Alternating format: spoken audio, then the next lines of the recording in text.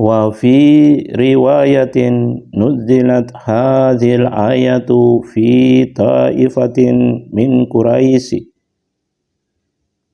Dan menurut suatu riwayat yang lain,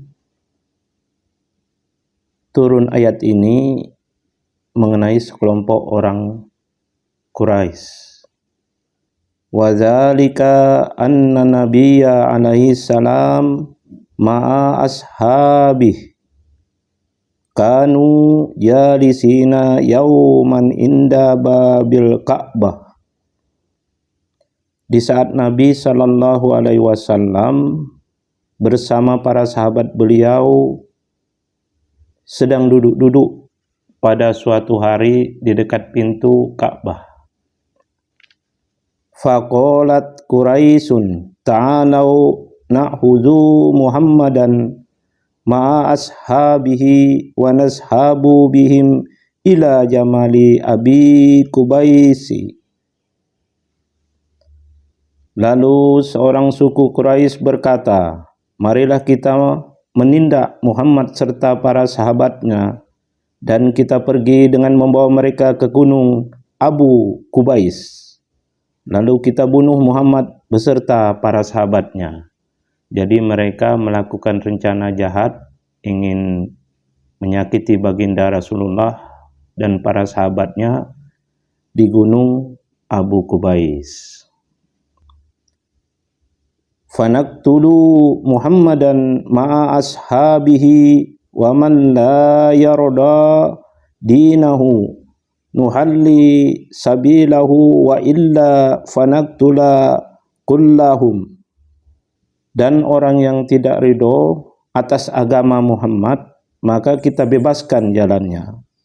Dan jika tidak, maka kita bunuh mereka semua.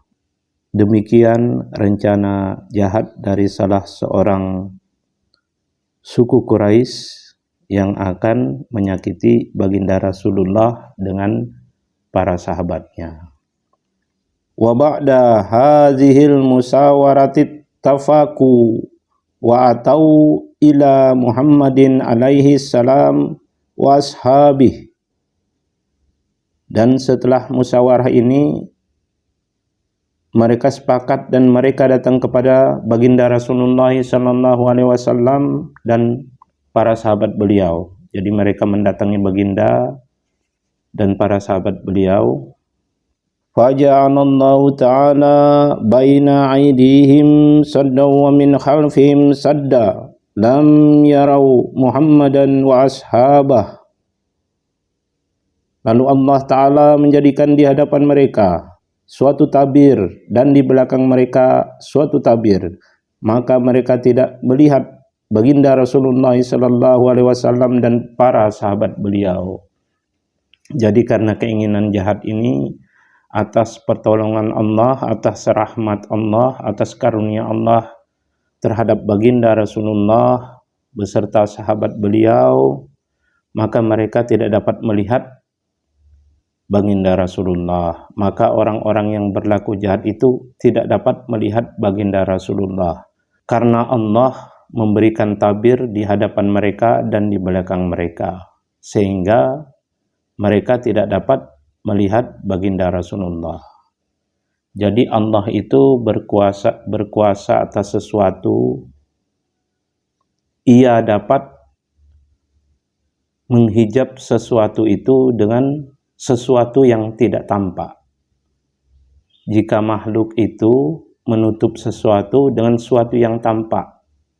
Misalnya kita agar tidak tampak menutup sesuatu, menutup diri kita dengan suatu penutup atau korden. Nah, itu suatu hal yang tampak, atau kain, atau tembok, atau kayu, itu sesuatu yang tampak. Tapi Allah Ta'ala kuasa menutup sesuatu dengan suatu hal yang tidak tampak.